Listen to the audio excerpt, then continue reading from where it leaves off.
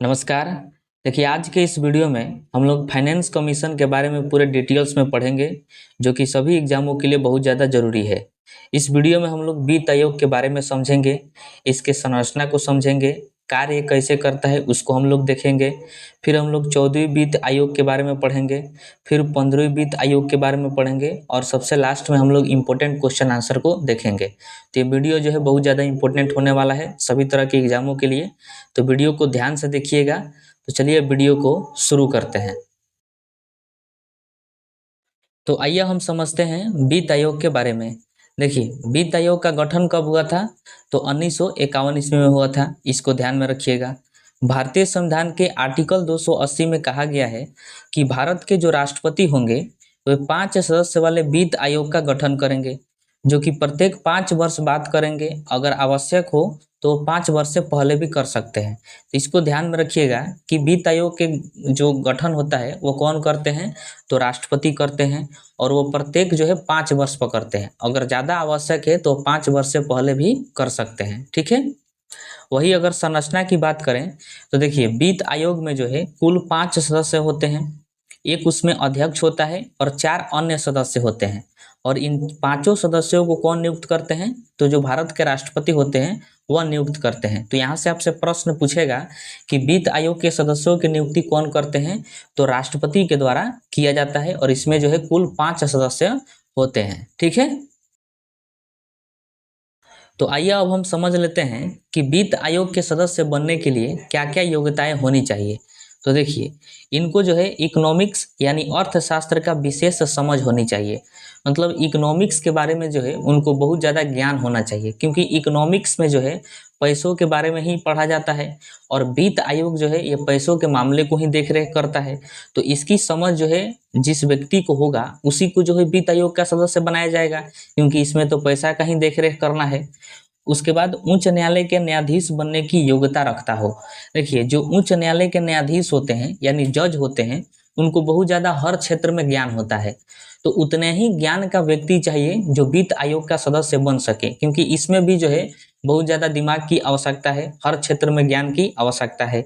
तो ऐसे व्यक्ति को खोजा जाता है जो जिसका नॉलेज जो है हर क्षेत्र में हो, मतलब उच्च न्यायालय के न्यायाधीश के बराबर हो, और उसको जो है न्यायाधीश बनाया जा सकता हो, वैसी योग्यता रखता हो, तो उसको वित्त आयोग का सदस्य बनाया जाता है। उसके बाद और वित्त मामलों की समझ होना चाहिए, मतलब वित्त से संबंधित जो भी मामले हैं उसका गहन उसको जानकारी होना चाहिए, ज्ञान होना चाहिए। तो उसी व्यक्ति को जो है वित्त आयोग का सदस्य बनाया जाता है। ठीक है। तो इन सभी बातों को ध्यान में रखिएगा, ये आपसे पूछा जाता है। अब आइए हम समझते हैं कि वित्त आयोग का कार्य क्या होता है। तो देखिए, केंद्र तथा राज्यों के बीच विभाजनीय करों से प्राप्त शुद्ध राजस्व में से केंद्र व राज्यों के हिस्सेदारी तय करने के संदर्भ में आवश्यक सिफारिश करना। देखिए, बेसिकली वित्त आयोग का कार्य है कि जो भी केंद्र सरकार का राजस्व प्राप्ति होता है, इसके पहले वाले आप वीडियो में पढ़े कि केंद्र सरकार जो है बहुत सारा टैक्स लगाती है और उसको वसूलती है, तो वही जो है केंद्र सरकार का राजस्व है। तो उसमें से केंद्र सरकार जो है, केंद्र सरकार को कितना राज्यों को देना है, कितना परसेंटेज देना है, ये जो है तय करने का काम वित्त आयोग करता है। मतलब कुल मिला जुलाकर वित्त आयोग ये कहता है कि जो भी राजस्व प्राप्त हुआ है उसमें से इतना परसेंटेज इस राज्यों को दे दीजिए, और इतना परसेंटेज जो है केंद्र सरकार रखेगी। मतलब केंद्र और राज्यों के बीच कर का बंटवारा करने का काम वित्त आयोग का होता है, क्योंकि आप उसमें पढ़े थे कि जो भी कर है वो वित्त आयोग के सिफारिश पर ही बांटा जाता है राज्यों को। ठीक है। तो इसको ध्यान रखिएगा। और दूसरा कार्य है कि भारत की संचित निधि को बढ़ाने एवं राज्यों को दिए जाने वाले अनुदानों के लिए सिफारिश करना। देखिए, भारत का जो संचित निधि है उसका बढ़ाना भी इसका कार्य है। अब संचित निधि क्या है? तो आप बहुत पहले ही पढ़ लिए हैं इकोनॉमिक्स के ही लेक्चर में कि संचित निधि में वैसा धन सरकार का होता है जो सरकार उसको विकास के लिए खर्च करती है देश में। तो ये संचित निधि का जो है धन है, ये जितना बढ़ेगा उतना ही देश का विकास होगा। तो यही वित्त आयोग का कार्य होता है कि संचित निधि को भी बढ़ाया जाए। ठीक है। राष्ट्रपति से किसी विशेष मामलों पर सलाह मांगने हेतु सिफारिश करना, यानी वित्त आयोग का एक और काम है कि वो किसी भी विशेष मामले पर राष्ट्रपति से सलाह मांग सकता है। जैसे कि मान लीजिए कि जीएसटी में कोई सुधार करना है, चाहे जीएसटी में कोई चीज़ करना है तो उसके लिए राष्ट्रपति से वो सिफारिश कर सकते हैं। चाहे राजकोषीय घाटा को कैसे नियंत्रित किया जाए, कैसे कम किया जाए, इसके बारे में भी, इस मामले में भी जानकारी ले सकते हैं, राष्ट्रपति से सिफारिश कर सकते हैं। तो ये सारे कार्य जो है वित्त आयोग के होते हैं, तो इन सभी को ध्यान में रखिएगा। देखिए, भारत में अब तक 15 वित्त आयोग का गठन हो चुका है और इन 15 में से 4 जो है बहुत ज़्यादा इम्पोर्टेंट है, क्योंकि इन 4 गो से जो है अध्यक्ष से संबंधित प्रश्न पूछा जाता है। पूछेगा कि पहले वित्त आयोग के अध्यक्ष कौन थे, तो केसी नियोगी थे, इसको ध्यान में रखिएगा। 13वें वित्त आयोग के अध्यक्ष कौन थे, तो डॉक्टर विजय केलकर थे। 14वें वित्त आयोग के अध्यक्ष तो वाई.बी. रेड्डी थे और 15वें वित्त आयोग के अध्यक्ष तो एन.के. सिंह थे। तो इन चारों से जो है प्रश्न कई बार पूछा गया है और आगे भी इसे पूछा जाएगा, तो इनके अध्यक्ष को जो है ध्यान में रखिएगा। तो अब आइए हम 14वें वित्त आयोग के बारे में पढ़ते हैं। तो देखिए, इसका गठन जो है डॉक्टर वाई.बी. रेड्डी की अध्यक्षता में 2015 में किया गया था। ठीक है, इसके तहत बहुत सारी सिफारिशें की गई थी, क्योंकि आप जानते हैं कि वित्त आयोग का जो कार्य है वह राष्ट्रपति से सिफारिश करना है कि वित्त मामलों में, कर के मामलों में कौन कौन सा कार्य किया जाना चाहिए।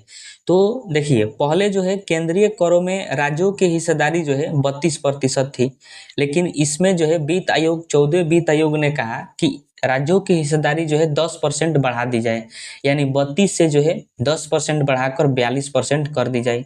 तो ये पहला सिफारिश था 14वें वित्त आयोग का। तो इसमें ध्यान रखिएगा, ये जो है कई बार एग्जाम में पूछा गया है कि 14वें वित्त आयोग में राज्यों की हिस्सेदारी को कितना परसेंट बढ़ाया गया था, तो 10% बढ़ाया गया था। पहले था 32%, फिर 14वें वित्त आयोग में 10% बढ़ाकर 42% कर दिया गया। मतलब केंद्र सरकार को जितना भी कर प्राप्त होगा उसका 42% जो है राज्यों को देना पड़ता है। ये 14वें वित्त आयोग में कहा गया था। उसके बाद देखिए कि राज्य सरकारों के लिए योजना एवं अनुदान आधारित सहायता के स्थान पर प्रदर्शन आधारित सहायता का प्रावधान किया गया।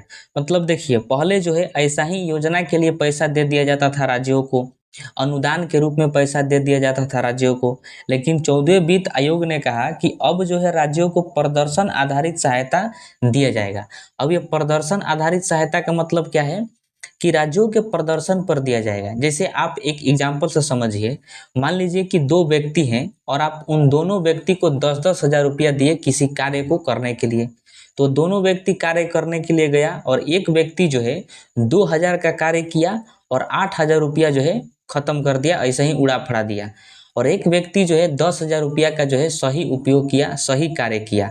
तो हम कह सकते हैं कि एक व्यक्ति का जो है प्रदर्शन खराब है और दूसरे व्यक्ति का प्रदर्शन जो है बढ़िया है। तो अब आपको जब भी पैसा देना होगा तो आप किसको दीजिएगा, जिसका प्रदर्शन बढ़िया है उसी को दीजिएगा, क्योंकि वह जो है सही तरीका से उपयोग कर रहा है। उसी प्रकार 14वें वित्त आयोग ने कहा कि राज्यों को प्रदर्शन आधारित सहायता दिया जाएगा। मतलब पिछला हिसाब देखा जाएगा कि जो पिछले बार पैसा हम लोग दिए थे उस हिसाब से उसने जो है कैसा कार्य किया है, राज्यों में कैसा विकास किया है, सही ढंग से किया है कि नहीं किया है, तो उनका प्रदर्शन देखा जाएगा। अगर अच्छा तरीका से किया गया होगा, घपला नहीं हुआ होगा, घोटाला नहीं हुआ होगा, तो उनको जो है और अधिक अनुदान दिया जाएगा। उसके बाद इसमें जो है कुल क्षेत्रफल, कुल जनसंख्या और कुल वन क्षेत्र को ध्यान में रखकर राज्यों का हिस्सेदारी का निर्धारण किया गया। मतलब देखा गया कि किस राज्य का क्षेत्रफल जो है अधिक है, किस राज्य में जनसंख्या अधिक है, किस राज्य में वन क्षेत्र अधिक है, तो उनको जो है कर का बंटवारा अधिक दिया जाएगा। मतलब उनको अधिक कर दिया जाएगा, अधिक पैसा दिया जाएगा। जिसमें यह सब कम है उनको जो है कम पैसा दिया जाएगा। क्योंकि देखिए, आवश्यकता के अनुसार ही पैसा दिया जाए, नहीं तो ये पैसा जो है घपला हो सकता है नेताओं के द्वारा। जैसे अगर आपको कहा जाए कि 2 परिवार में जो है आपको पैसा बांटना है, एक परिवार में 10 व्यक्ति हैं और दूसरे परिवार में 50 व्यक्ति हैं, तो आप बताइए किसको ज़्यादा पैसा दीजिएगा। जाहिर सी बात है कि जिस परिवार में ज़्यादा व्यक्ति हैं उसी को आप पैसा दीजिएगा, क्योंकि उसको जो है अधिक पैसा की आवश्यकता है, क्योंकि उसका जो है बहुत ज़्यादा उसमें पैसा लगेगा, और एक परिवार में 10 आदमी है तो उसमें बहुत कम पैसा लगेगा उसके अपेक्षा। उसी तरह जिसका क्षेत्रफल अधिक है, जिस राज्य में जनसंख्या अधिक है, जिस राज्य में वन क्षेत्र अधिक है, तो वहाँ पर जो है खर्चा अधिक लगेगा संसाधनों को बनाने में, उसका विकास करने में। और जिस राज्य में ये सब कम है तो उसमें जो है कम पैसा लगेगा। तो ये 14वीं वित्त आयोग में कहा गया था कि इस आधार पर जो है कर का बंटवारा किया जाना चाहिए राज्यों के बीच। ठीक है। इसके तहत जो है स्वतंत्र राजकोषीय परिषद का गठन किया गया, जो राज्यों के प्रदर्शन का मूल्यांकन करती है।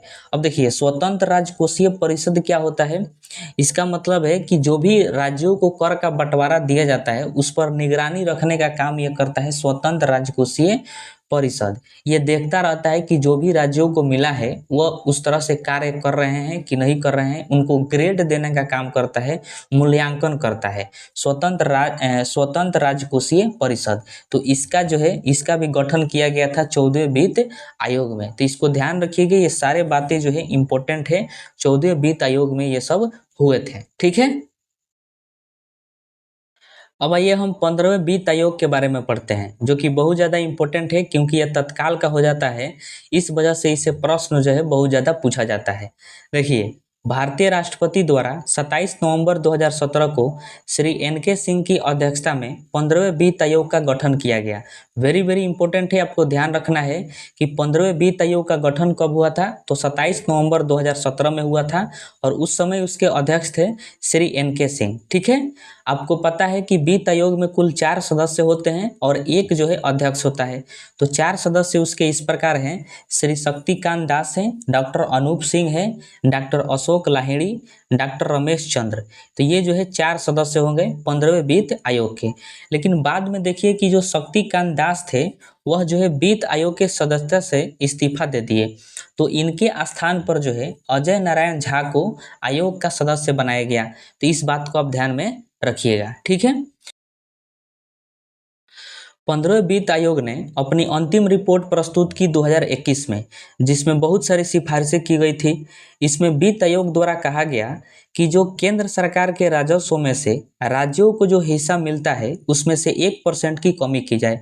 यानी अभी आप पढ़े कि 14वें वित्त आयोग से पहले जो है केंद्र सरकार के राजस्व में से 32% हिस्सा मिलता था राज्यों को, और 14वें वित्त आयोग आया तो 10% बढ़ाकर 42% कर दिया गया। फिर जब 15वें वित्त आयोग आया तो वह जो है 1% की कटौती कर दिया, यानी 42% मिल रहा था, 1% कम कर दिया, 41% कर दिया।